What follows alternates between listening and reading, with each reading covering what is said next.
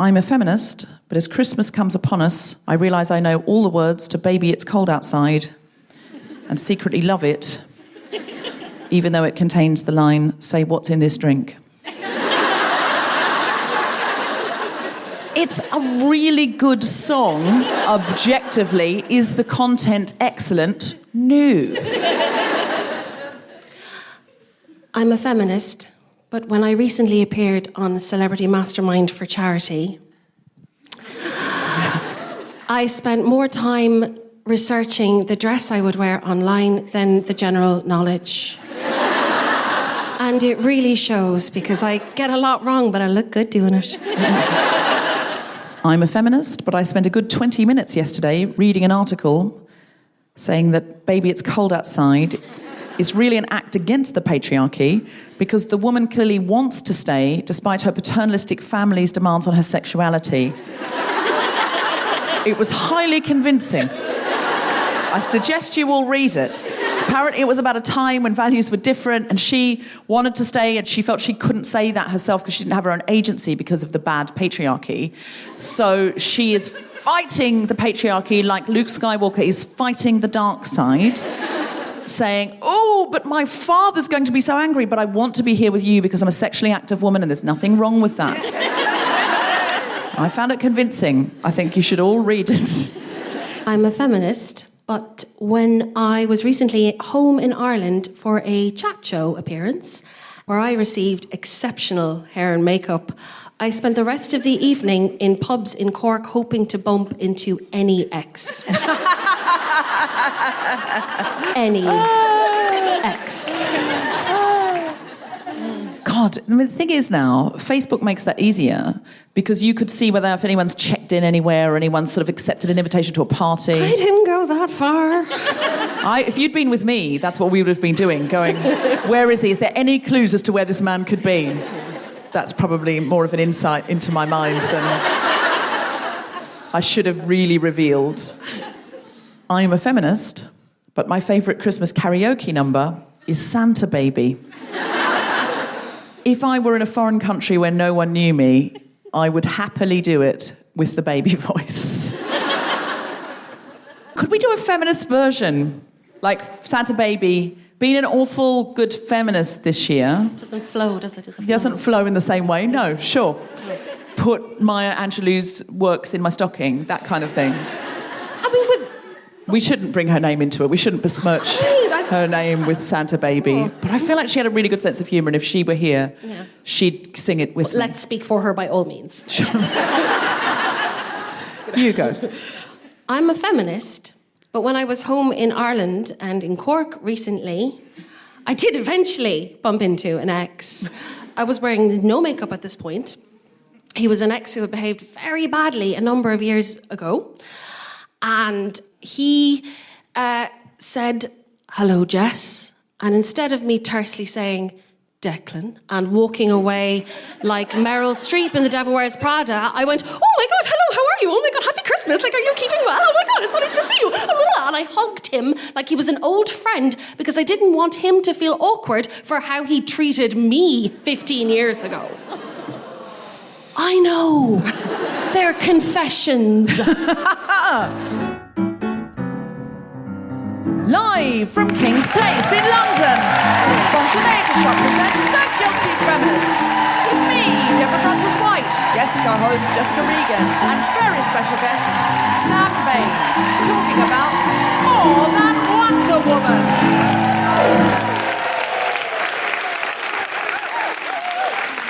This is The Guilty Feminist, the podcast in which we explore our noble goals as 21st century feminists and the hypocrisies and insecurities which undermine them. So, Jessica Regan, have you had a guilty week or a feminist week? In theory, a feminist week. In practice, probably quite guilty. Just give us a cheer if you've had a guilty week. Feminist week? Oh, some people didn't cheer for either.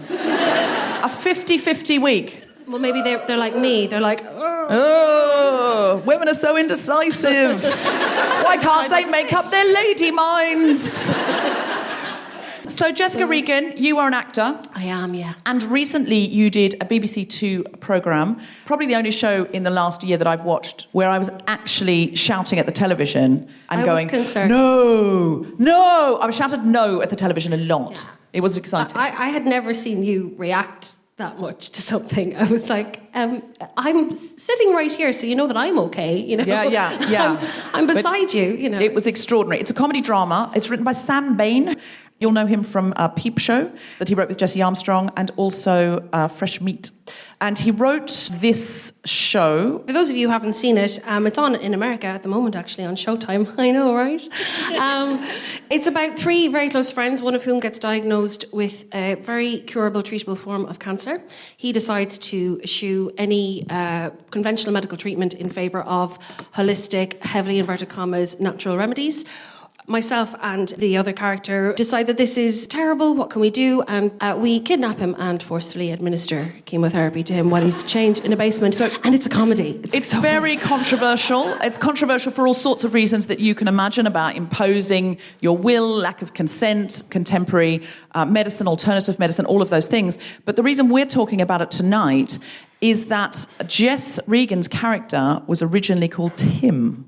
Yes, I did a reading of the script. I was asked to do a reading when I was being somewhat fooled into believing that the parts had all been cast. So I went to this reading extremely relaxed, going, you're welcome. When in fact, actually, they hadn't cast my part, Tess. Well, Sam didn't tell me that so that I would be very calm, which was the right thing to do. But I said to him afterwards, I did that classic thing where I said, how do you write so well for women? And he said, I wrote a man and I changed the name. And I found it extraordinary because there were conversations that Tess had, as outlandish as it seems, it actually deals with themes that we all encounter, friendship and unrequited love and all things that are very familiar to all of us. There's a conversation in the script that I've literally had with a friend, you know, and to me, I really fell in love with her reading it because I was like, oh, I get this. I know who this person is, and it's quite rare. I felt like our female characters, they weren't like one thing and the other. They had as much nuance and complexity as the male characters, and I read a lot of scripts, and that's not always the case. It's rarely the case. So that just kind of blew my mind that he wrote a person and just changed the name. And more of that could happen because often female characters are written by men as sort of other people. So what a really exciting thing to do, to just write a man and change the name and let a woman play that part. And see what happens. Yeah, and see what happens. We're all people. Exactly, because we're all people. It's really easy for us to advocate for the sort of representation we are. So if we're a writer and we're not disabled, it's really easy just not to write for disabled people, and we think, oh, that's too difficult. I don't know, I might get it wrong. I just won't do it. Or we don't see it. We just forget about it, and we're advocating for ourselves. So it's really, really important if we are writers to go, are there any gay characters in this? Are all the characters very gender binary? If you're a white writer, write for people of colour. If you're a person of colour, don't worry about writing for white people because there's enough parts. And it's the same if you're a male writer. Don't concern yourself it's got to have 50% men in it. It doesn't. Everything's got 90% men in it. Don't worry about that. Advocate. And there are all sorts of different ways in which we can represent. And it doesn't just always have to be women fighting for women and disabled people fighting for disabled people. Some women are disabled people. Some disabled people are women. And so we need to think more broadly about queer characters, all sorts of characters. So I just wanted to say that at the outset and at the top.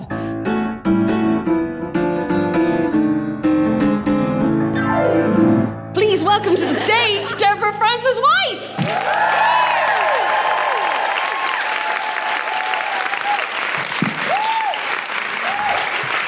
So tonight we're talking about more than Wonder Woman. I've been thinking about this because last night my husband said to me, do you want to watch this documentary with me about Jim Carrey playing Andy Kaufman in The Man on the Moon? Because apparently he stayed in character the whole time and apparently really disturbed the set. If you don't know who Andy Kaufman is, he was a very, very subversive comedian that did very off-the-wall things and disturbed people, but people thought he was absolutely a genius. And then he died, and then some years later, Jim Carrey inhabited him to play this movie and sort of put him on like a mask and lived as him for this period. And Tom said, do you want to see this doc? And I said, God, I'm 100% in. I'm so excited. And as I was watching it, I just thought, we do spend a lot of time bathing in the milk of toxic masculinity, don't we? Like Andy Kaufman was a cock. He was a cock. He used to come in and make everybody else's life miserable. Does anyone know the sitcom Taxi? It was like a Friends of its day, and they hired Andy Kaufman to play a character called Latka. He came in and just every day made the set unbearable, and everyone went, well, he's a genius. Is he? Is he a genius, though? Is he? And I'm not saying he isn't. I'm sort of saying he isn't. But some people would disagree with that, and that's absolutely fine. Art is absolutely subjective, and I do see that he was subverting stuff. But he was also behaving like an utter cock 99% of the time and making other people feel uncomfortable. If a woman did that on a sitcom set, you would never have heard of her. Do you know why? She'd be fired within 27 minutes. And women don't get called geniuses when they tip water over people's heads. He had another character called Tony something. What was Tony something's name? Tony Clifton. And he was a bigger jerk. And so he'd come in, and both Andy Kaufman, by the way, Andy Kaufman started wrestling women and then saying loads of misogynistic things about how they should be in the kitchen to stir up the crowd. And I don't think he probably even meant it, but it was something he was doing that was subversive, was to shout misogynistic stuff at a time when the women's movement was on the rise. Then Tony Clifton was really horrible, like he hit on women, he was gross. And I'm like, I get Tony Clifton as the dark side of Andy Kaufman if Andy Kaufman had not himself been such a cock. It was just cock, bigger cock. That's not the other side of someone. That's just the worst side of the same side. I genuinely, I was just looking at it going, now we've got to have a movie about this guy who was a cock, and then a movie about the movie of the guy who was a cock, while the other guy pretended to be as big a cock as this guy throughout the whole movie and made the film set untenable. Like, the director was like, oh my God, what am I going to do? I didn't know he was going to do this the whole time. Everybody was having a nightmare with him. He was genuinely winding up this professional wrestler up until the point where he put him in traction and he had to go to hospital. What? And I get it, okay, it's an examination of toxic masculinity, blah, blah, blah, blah, blah, blah, blah, but it's not really. It's an examination of a self-destructive individual, because we all seem to be, the whole of society seems to be mesmerised by straight white men who are so indulgent about their own desire to disturb a system designed entirely by and for them. Fuck off! What are you subverting? Christ! Jesus, let me shake up this snow globe that I entirely own. And while I'm shaking it up, maybe I'm going to say some super sexist things. But look, that's shaking things up. Is it shaking things up, or is it just endorsing what's already there? How much of a genius are you if you think that misogyny is a subversive act? So when I started thinking about why there aren't more representations of women... So, for example, they've relaunched a very, very good play, Glengarry Glen Ross, in the West End at the moment. Very good play. And I love that play. It's a very brilliant play, and it is, again, an examination of toxic masculinity. But it's just like, at a time when the world is being motored by toxic masculinity... Is the answer to explore it furthermore and just sort of look so far into its navel that you can't see anything else? Or maybe the answer is to sort of bathe the world in other qualities. And if you are going to put on Glengarry and Ross, and listen, again, I'm not criticising anyone in the production or the production. I'm sure it's brilliant. I'm sure the cast are brilliant. I don't blame anybody for taking the role. But... say the Alec Baldwin character. Does everyone know Glengarry and Ross? David Mamet play/film about salesmen. And it's just blokes, men, guys. The Alec Baldwin character is particularly... he's like the walking embodiment of toxic masculinity. And I honestly think casting directors could think more out the box. They could say, OK, we're going to put this on. What about having Tamsin Greig play that character? What about doing that flip that Sam Bain did in Ill Behaviour? What about having Sarah Lancashire play that role? And I think the reason they don't is they don't trust women, really. They think, well, a woman's going to play that womanly, isn't she? I was talking to a lead singer of a band the other day, and she said, look at the whole band. There's like a 12-piece band. She said, the whole band is all male. I'm the only woman. And she said, honestly, it really is. It's not even unconscious bias, it's conscious bias. She said, they say things like, well, women's arms aren't strong enough for the drums. She said, they genuinely say that. Or women don't have the pipes for the saxophone. They don't have the lung capacity. Are they thinking of children? Are they thinking of 4-year-olds? I think they're thinking of children. We can definitely do drumsticks. I mean, I'm sort of like, I'm not the strongest person in the gym, but I could definitely lift drumsticks. Repeatedly, I could do that. No, I don't know. blowing into a saxophone. Fuck the fuck off. And I genuinely think the reason why they don't let women play these huge characters very often. There's more gender-blind casting now than there used to be. But the reason mostly they don't do it is I think most casting directors and producers think that a lady person would deliver that famous Alec Baldwin speech in Glengarry Glen Ross of the guy who's come down from head office to read them the riot act. Something like this.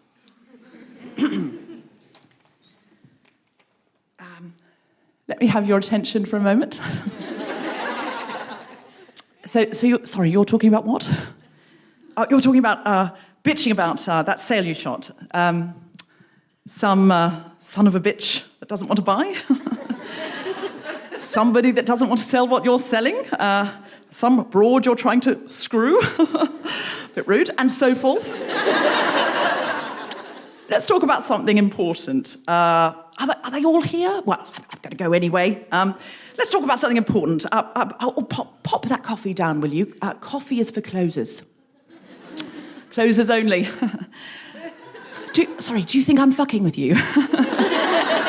I'm not fucking with you. I'm here from downtown. I'm here from Mitch and Murray. I'm here on a mission of mercy. Your name's Levine. Yeah. You call yourself a salesman? You son of a bitch. You certainly don't, pal. Because the good news is you're fired. The bad news is you've got all of you have got just 1 week to regain your jobs starting tonight. Starting with tonight's sit. Have I got your attention now? Good. Because we're adding a little something to this month's sale contest. As you all know, first prize is a Cadillac Eldorado. Anyone want to see the second prize? Second prize is a set of steak knives. Third prize is you're fired. You get the picture. You're laughing now. You've got leads. Yeah, Mitch and Murray paid good money for those leads. You can't close the leads you're given. You can't close shit. You are shit. Hit the bricks, pal, and beat it, because you're going out. Sorry, did you say what's my name?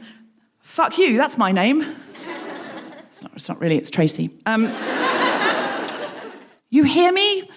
You fucking homophobic slur? A, B, C. A, always. B, C, closing. Always be closing. You see this watch? That watch cost more than your car. I made $970,000 last year. How much did you make? I'm genuinely interested. You think this is abuse? You think this is abuse, you homophobic slur? These are the leads. These are the Glengarry leads. And to you, they're gold. And you don't get them. Because to give them to you is just throwing it away. They're for closers. I'd wish you good luck, but you wouldn't know what to do with it if you got it. I came here because Mitch and Murray asked me to. They asked me for a favour. I said the real favour is follow my advice and fire your fucking ass. Because a loser is a loser. Thank you.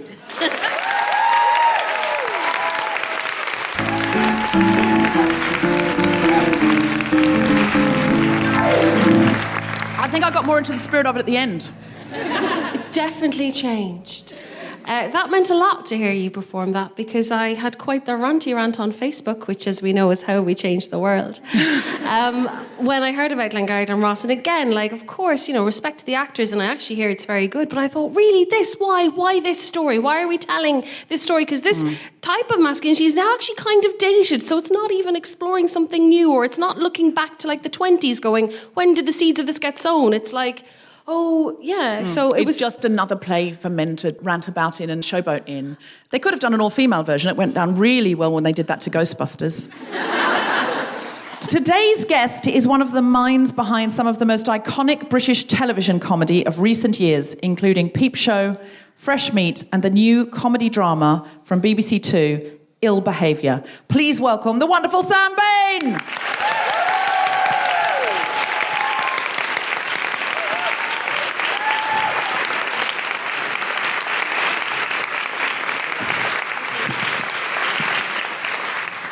So, Sam, can you tell us a little bit about why you had this character of Tim and you changed her to Tess in Ill Behaviour? Yeah, so I originally wrote it as Tim, as Jess correctly said. And actually, I have to thank a woman, Catherine Bray, my friend Catherine. We are always happy to have a woman thanked on this show. Because Catherine is a brilliant producer and critic and many other things, and she was working at Film 4, and I sent her the script, and she read it and said, thought it was great, but why can't Tim be Tess? And I was like, I didn't have a good answer to that, really. So I thought, yeah, okay, good, let's do that. End of story. But, I mean, a lot of men would have resisted, I think, and they would have said, oh, no, it's about three guys and their relationship, and it's really important that they're men and that they, you know, they're blokes together, and it's more implausible that a woman would kidnap a man and force the chemotherapy on him. A lot of men would have fought for it.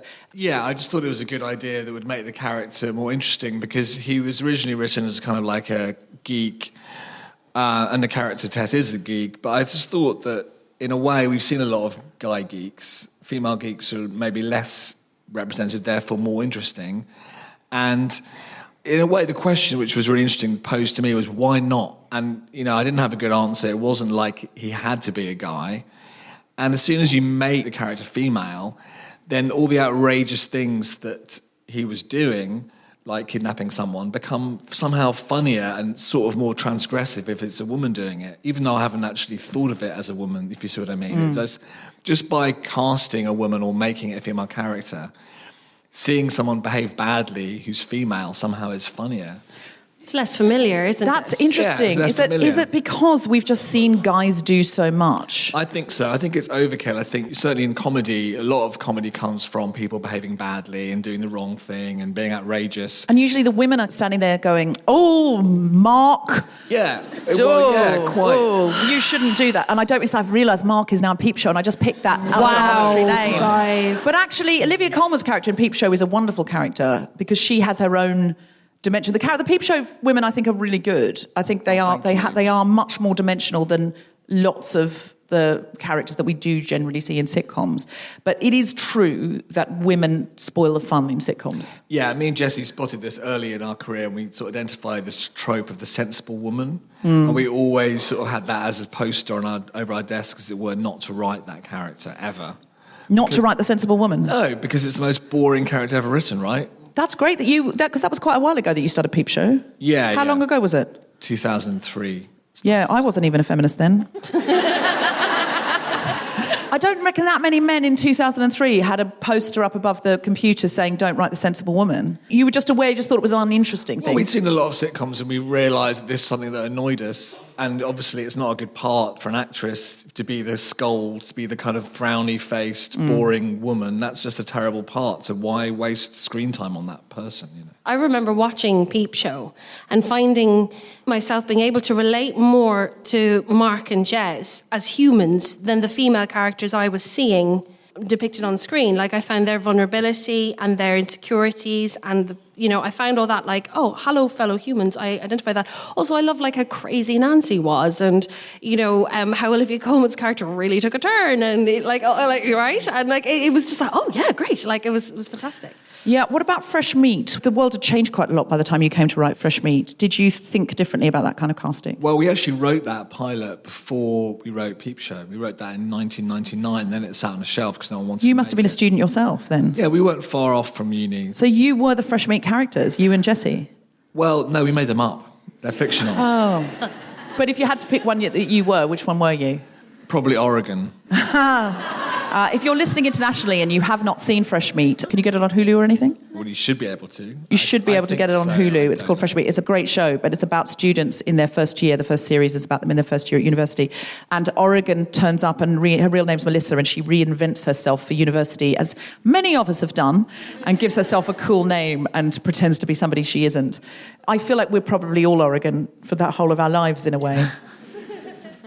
We talked a bit on set, Sam, way back when we were filming. You said that you're finding it more interesting to write scenarios for women. It's kind of going back on the other point about the novelty factor. Could you talk a bit more about that? And what advice would you give to, there's a lot of male writers out there who would love to write the next Peep Show, who would love to emulate you. Seeing Gravity really was a big deal for me, actually. Because, Gravity, if you haven't seen it, is Sandra Bullock in space, right? And it's a good film. It's not the best one ever made, but I really enjoyed it. And it was just like, okay, because she's a female astronaut, it's suddenly more interesting. Because we've seen so many guy spacemen. A space woman is just suddenly twice as interesting. And it didn't take anything in the plot. She didn't need to be a woman particularly. It was just more engaging. So I thought, well, it's actually a really easy trick, in a way, if you want to call it that, to change the gender of a character and thereby make them more interesting. So yeah, I'm doing more and more writing, and I've done more and more in scripts what I did with your character, which is write a man and then switch the gender. I've done that a couple of times, and it's really worked out well. I think for me, the thing is, it's almost like male writers often lack confidence in writing women protagonists in particular, because you sort of feel, I need to relate to this person, so I should write a guy because that's what I know. It's not true, because ultimately you can write any female or male character you want. The main thing is to engage with that character as a person first and as a gender-specific person second, if that makes sense. So when I change the gender of a character, it's a helpful way in, because when I write that character as a male initially, I'm just writing a funny person. There's usually only 5% difference between what the woman and the man would do in the script, and it just makes it twice as interesting, because you haven't seen so many female characters do the things that they do in comedies. I think what you've said is really insightful, in as much as a man is a person and a woman is a woman. And you see that all the time in cinema and in plays and on television. The man speaks for people. And we are so used to, as women, filtering our experience through male eyes. Charlotte Keatley was on the show not long ago, and she said, a journalist asked her, what would be in My Mother Said I Never Should, a classic female play about women, specifically about women, for men. If I went to see Richard III, no one would ever say to me, what are you going to get out of that? Because you're going to be watching a man do something. It just seems a bit of a weird choice for you. It's like, what are you going to watch that new George Clooney film? How are you going to relate to anything in it? Yeah, right. Because no one expects for women to have things written for them, and if we do, we have to go and sit and watch them on our own. It's like, no, but that's for lady people. And men could do a lot worse than to sit and watch some female fucking experiences. And most of the time, our experience, as you say, is just a human experience. We get the same problems in life, and we have to come up against them, and we have to do stuff about them. I think there's a similarity with like colourblind casting when it comes to race, because I think in a way the most revolutionary thing you can do with that is just cast a black or minority ethnic person in a character that could be played by a white person, because what you're saying is anyone can be anyone. It doesn't need to be a black person playing a black character or a female person playing a female character. Anyone can be anyone, and that to me is kind of inspiring, and that's the kind of thing I want to do more of. When you did Fresh Meat, did you think, God, we've got to cast some people of colour in it? Well, we did. Because Peep Show's quite white, isn't it? Yeah, we did think that, yes, but we didn't specify which character. Zoe Ashton, who's brilliant playing Vaude, there were other actresses up for that part who were white. There were other actors up for other parts who were black. So it wasn't like we wrote that character as black. We just wanted some mix in there, because obviously with 6 characters at uni, that would be a bit weird if they're all white. But we weren't specific about which character. I mean, because actually more than one of them can be black as well. It's sometimes I do think we... well, that's not technically true. You can't have more than one black character in 6. That's impossible. Sam's being facetious. No, he's being facetious. Before he gets pulled limb from limb as he exits the building, he's very dry. I am joking. One of the things I really appreciated about reading your script was there was nothing about Tess's appearance. Oh, yeah. And also the fact that she could be Irish. You know, you didn't write her Irish, but she could be Irish. I've had scripts where they've written the character Irish, and it's horrible. What is it? Hey diddly dee, potato, potato, potato. Like, not far off. We don't say to be sure after every line we have. I've not said it tonight except to illustrate a point.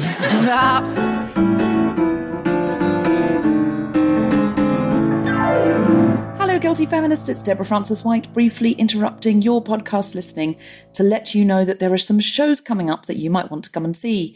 We're heading back to Australia on Saturday, the 24th of February. We will be at the Royal Theatre Adelaide as part of the Adelaide Fringe Festival. So come and check us out in Adelaide. On the 1st and 2nd of March, we will be at the Cooper's Malt House, Melbourne. Hello, Melbourne. And we will be at the Sydney Opera House for 2 shows on the same day, 2 shows on Sunday, 4th of March at the Sydney Opera House. Come and see us there. And we will be at the London Palladium for our 100th ever show in the West End on Thursday, the 24th of May. Some people were disappointed they missed out on the February suffragette show. So there's another show at the London Palladium with Guardian Live. Get tickets now for the 24th of May. There are other shows coming up in the UK and elsewhere, so watch out for those. And you can get details of any of these shows at guiltyfeminist.com.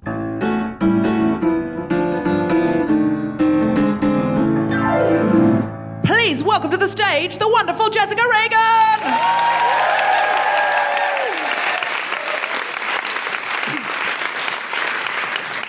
Right, so I'm going to talk a little bit about casting, which in the Venn diagram of my life has a huge overlap with representation. I've been quite fortunate in my career. I have been in a gender-fluid Henry V, and I have gotten to work with really amazing writers like Sam Bain and play amazing, nuanced parts. But what I realised is that I limit myself sometimes. It's not always external forces. I'm just going to tell you a little story. A couple of months ago, I was asked to audition for a short film. My agent forwarded on the email and said, could you put yourself on tape for this? That's something we do as actors. Putting ourselves on tape basically means plying a friend with cake and wine to hold their iPhone while you desperately try to fashion a stand out of books and board games and somehow get yourself on camera to email, which always I end up bursting into tears because I'm bad at uploading and all this. So that's putting yourself on tape. It's great fun. So that was, I'm going to put myself on tape. Like, just meet me. I'm good in the room. So the breakdown was, this is a 2-hander, frumpy bridesmaid to beautiful, successful bride. And I just found myself just deflating a little bit because I thought, here we go again. I'm just the funny, frumpy, non-glamorous character actor, which there is nothing wrong with being, and they're often the most interesting, nuanced parts. But I just thought if just once someone could maybe see me as the bride, not the bridesmaid. This metaphor is getting a little intense. If maybe I could just maybe be considered for, the pretty girl, once. So I decided to go for a very long walk and look at the river and listen to some contemporary classical music on my Spotify. And then eventually I was like, time's ticking on. I really need to put myself on tape. So I marched back and I thought, okay, I'm just gonna do it. Read the email again. We'd love if Jessica could read for both parts. So now I had twice as many lines to learn in half the time. Now I got the part of the frumpy bridesmaid. And I was delighted. And it taught me a massive lesson because I thought, I did that to myself. I put myself in that box. My eyes found the non-glamorous words in that email. And I remember being on set with a wonderful production company who did it. And they were like, we weren't sure which one to cast you as, but you just did this little thing in your tape that we just thought, that's very much that character. And it worked really well, and the girl who played the bride was brilliant. But again, so much was achieved with lighting and costume, and, I look really creepy in some shots, and I know I don't look creepy in real life, so a lot can be achieved that way. So my challenge to you, it's a lot of laughing. Do you think am I creepy, you guys? Is this creepy? But I would say to you, bust out of your casting. If you think that, this is my casting, I'm the kind of person who always does this, I'm the kind of person who never speaks up in meetings, I challenge you to speak up. Or if you're the person who's like, it's always me bringing up the issues, maybe try listening more. I'm the kind of person who never goes to the cinema by myself. I'm the kind of person who never does yoga, whatever it is. Maybe challenge yourself to break out of your casting, because that's my challenge for 2018. Thank you very much.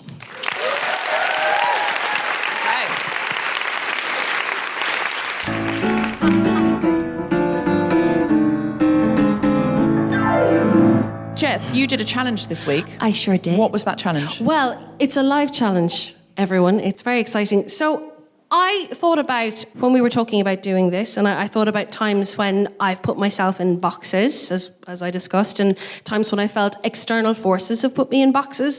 And I thought, I'm going to challenge myself to write a monologue for a part that I would never be cast in. But that's sort of impossible to do because it's my brain.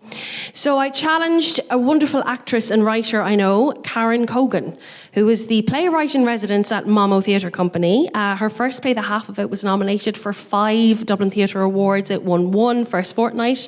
Her second play has been shortlisted by the Verity Bargate, top 6 out of 1,200. So she miraculously agreed to write a monologue for me in 24 hours. Most people would tell you when they got that phone call to fuck off. No. Who do you think you are? And she just went, okay, I'm going to do it. So you're sight reading something you've never seen. That is, and it's something that your playwright friend believes you would never be cast as. Well, that she believes I could do, but yet would not be in that box. So it wouldn't be in the mix. Yeah, it wouldn't be in the mix. Okay, I have. I can't see. The stakes are. No, you can't see it. God. I'm gonna. Thank you. It says here, Samantha Sharp. She can be fucking ferocious. A chic 44-year-old. Just to be clear, Jess Regan is nowhere near 44. I would never be cast as She's female. Her accent is Chelsea, and she owns 2 Jeeps. The first time Jessica Regan's seen this. Jessica, take it away. This will be exposing.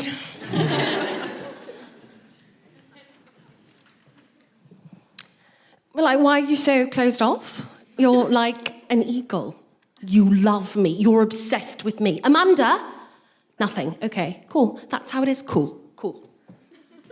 You hounded me to go out with you day one, did you not? Hounded. Let's be honest here. Let's have a moment of fucking clarity. You can be, honestly, a bit mawkish. You're a bit lovely. Everyone is just so worthy to you, aren't they? It's okay to be honest sometimes. I think things and don't say them all the time with you. I think I have a stress fracture from my middle toe from scrunching it up so hard to stop myself from saying what I really think. Your sister's baby is not sweet.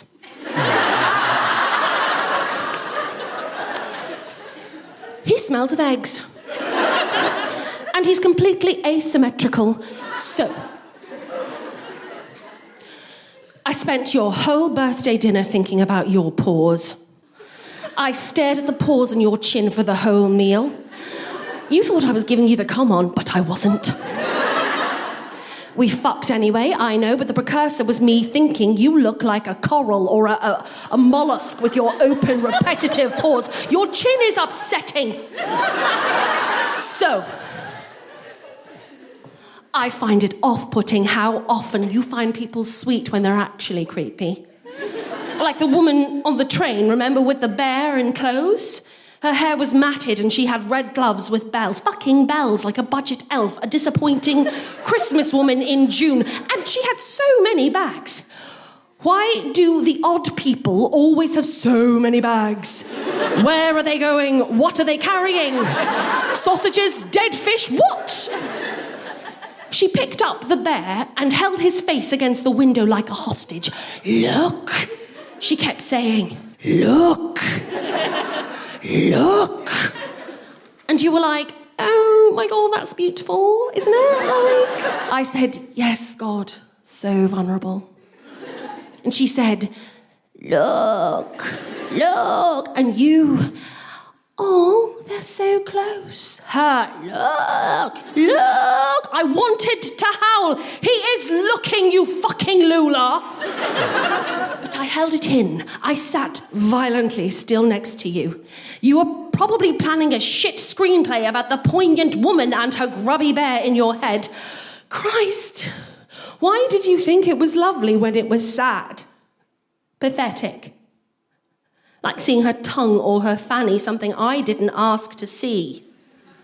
She made my skin prickle and my bum tighten and my jaw angry and my ears itch, and I wanted her, honestly, I wanted her to just have a stroke and be quiet and then ultimately gone.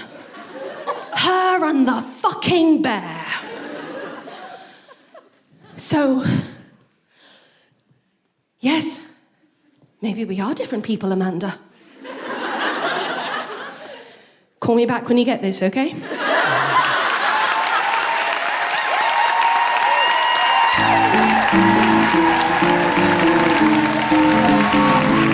That was fantastic.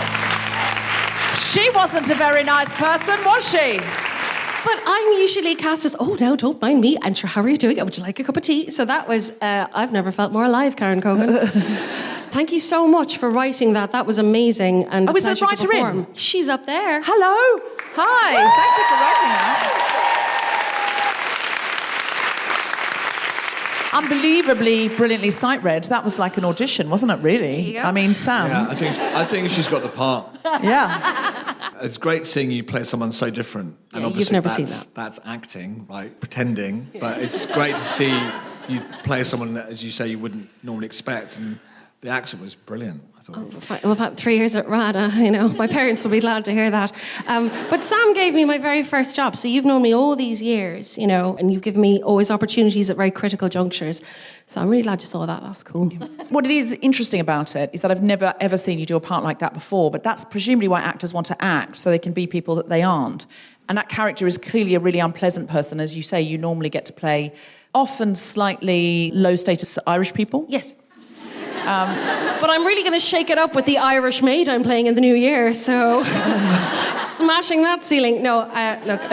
You're in the West End in Long Day's Journey into Night, I and am. you are in fact playing an Irish servant. I am, but she's actually quite high status. She has no idea she's a servant, so it's really fun to play. She bosses everyone around. I saw her in Bristol, and I'm glad she's coming to the West End. You must all see that. So I wanted to know more about this, and I had seen Phoebe Waller-Bridge on the BAFTAs, and she had a ring like this. And it said, equal representation for actresses, 50-50. And this is an initiative to get commitment from the major television networks and other industry movers and shakers to make the representation of human beings on the screen gender balanced. And to talk about this, please welcome to the stage the wonderful Kate Phillips. So, Kate, you're from 50-50. I am, yes. It was co-founded by Polly Kemp and Elizabeth Berrington in 2015. And since then, it's sort of picked up momentum and the community has grown. And it's just a bunch of men and women doing their best to affect change, really, in the industry. And there are men advocating for it. I saw James Nesbitt talking about it. James Nesbitt spoke about it at the BAFTAs when he was presenting the award for Best Actress, I think. So he was wearing our badge. Yeah, there's men. The thing is, it's not... There's always men. Yeah, There's always the odd man. Always men. Yeah. It's not about driving a male narrative away. That's the thing. It's about having an equal representation of men and women, which I think is something that men can be excited about because that's what their lives are about too. So, Well, I think it's so important, as you said on this podcast before, Deborah, is that you can't be what you can't see. And that's why representation is so important. It's not like a niche arts pursuit. It's for all of us. And we need to see, little girls need to be sitting at home watching TV, watching female doctors and female engineers and female software developers. Yes, no, little boys too, but they already get to see that. Oh, I see. You're absolutely right. I'm sorry, that was an accurate heckle. But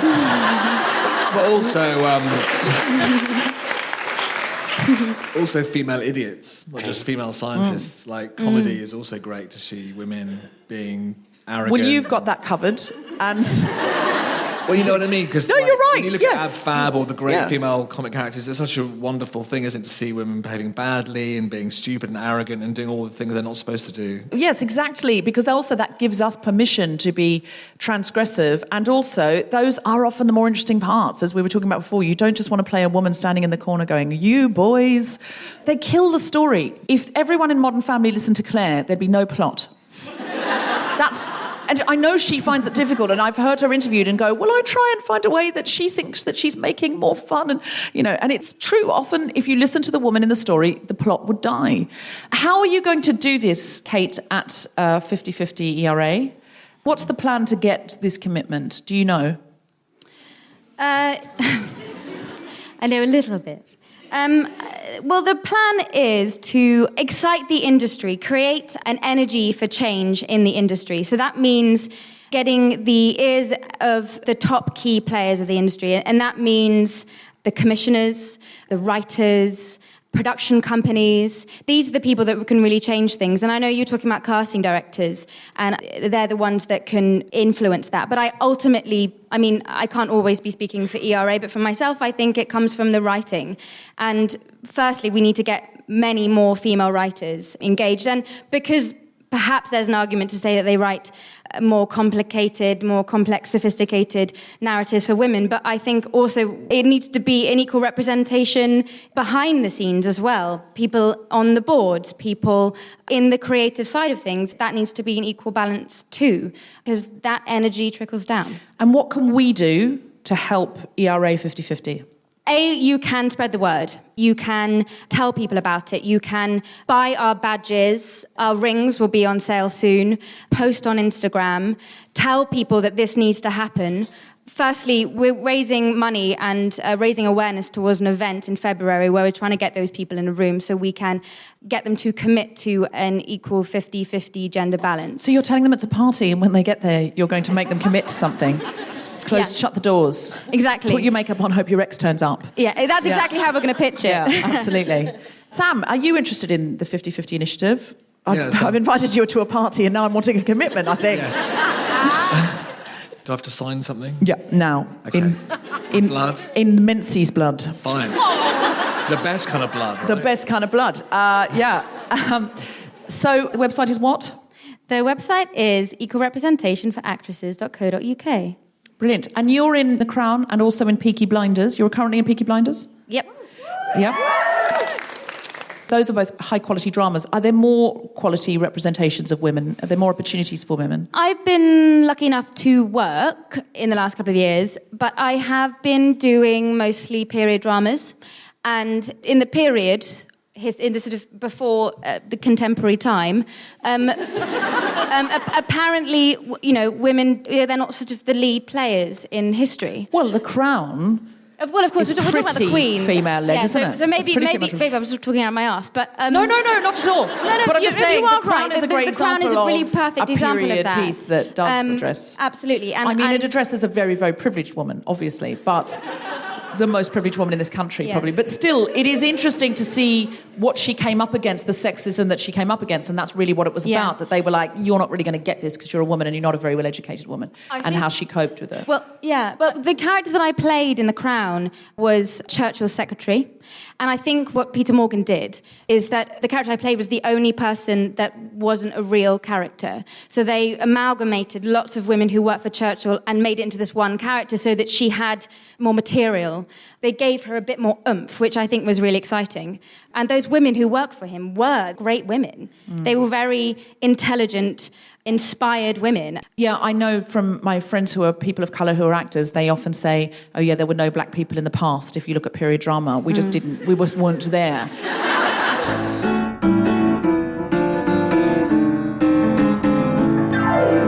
Sam Bain, do you have anything to plug? Not really, apart from Ill Behaviour, which is on Showtime if you're in America at the moment on Monday nights. Great. And can we see it anywhere here? Can we buy it for Christmas? I think it might be on DVD, but I'm not entirely sure. Plug fail. I mean, your people will be so pleased. Ill Behaviour, I'm sure it's on DVD or you can download it somewhere. It's a brilliant show. It stars Jessica Regan, woohoo, and Lizzie Kaplan, and some boys. Jessica Regan, what have you got to plug? I would just like to plug the incredible writer who took this challenge on. Can we just one more round of applause for Karen Cogan? Look out for her. Look out for this woman. It's about to go off in 2018. You'll be seeing more of her.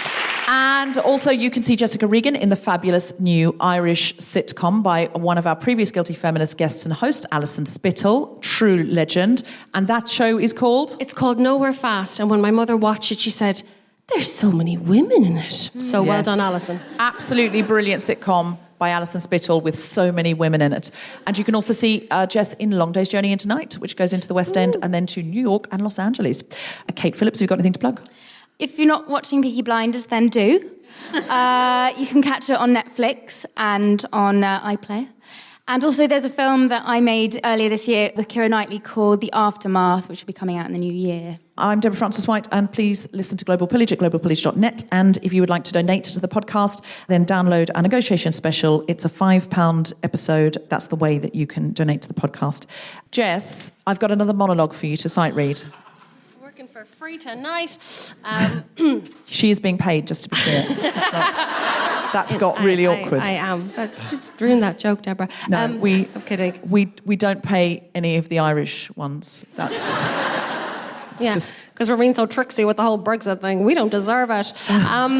Okay, so shall I just crack into it?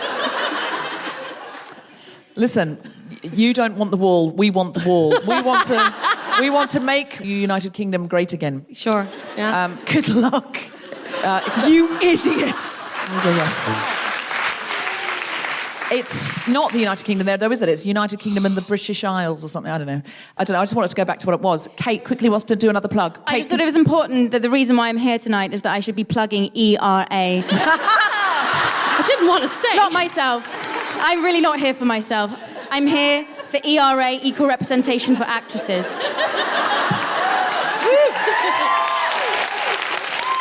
And now you can find them on Twitter, at ERA50_50, Instagram at ERA50_50. Go to our website, buy our badges, buy our bags, help us make that difference, because we can ignite that change in the industry. We're going to do it for you. Support us. Thank you. Just this bit? Yep. Okay. To keep track of everything we're up to, you can follow GuiltFemPod on Twitter. Hold on, Jess. What? I would like you to do this in the style of something you've never done before. I want this to be like a real hard New Yorker, a guy called Chuck who lives in New York. Okay. And I want him to be super angry about this, and he thinks he's better than everyone in this room. In fact, Chuck's a bit of a misogynist, I'm not going to lie to you. He doesn't want to do this. To keep track of everything these gals are up to, you can follow GuiltFemPod on Twitter or the Guilty Feminist on Instagram. There's also a Facebook page you can like and a mailing list you can sign up to, because they like to yap on. And if you like what you hear, please go to what we're now supposed to call Apple Podcasts and rate, review, and subscribe. It helps other people discover these women.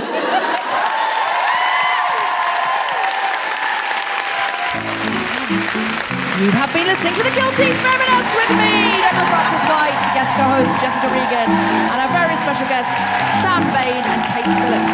The recording engineer was Chris Sharp. The music was by Mark Hodge. The producer was Tom Selinsky from The Spontaneity Shop. Thanks to Zoe, Jacob, Sally, and everyone at King's Place, as well as all of you for listening. For more information about this and other episodes, visit guiltyfeminist.com.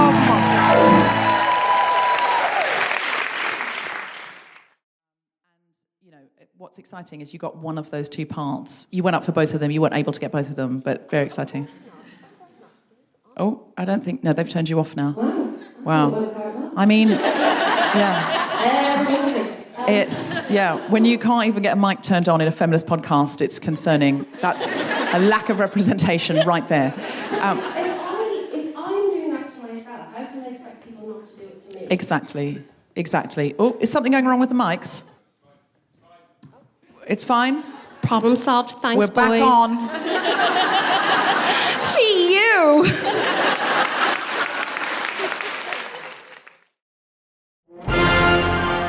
Hello, I'm John Dorney. And I'm Jessica Regan. And I'm Tom Selinsky, and we've just started a new podcast called Best Pick. We're all writers and actors of one sort or another, and we're starting a podcast to explore all the Academy Award Best Picture winners in no particular order. We're going to put all 89 winning movies in a hat, and for each episode, we'll pick one out at random. Then we'll discuss it, watch it, review it, and at the end of the show, we'll pick out the movie for next time. New episodes will be released every other Wednesday at 12 noon UK time. And you can find them all at bestpickpod.com or wherever you get your podcasts.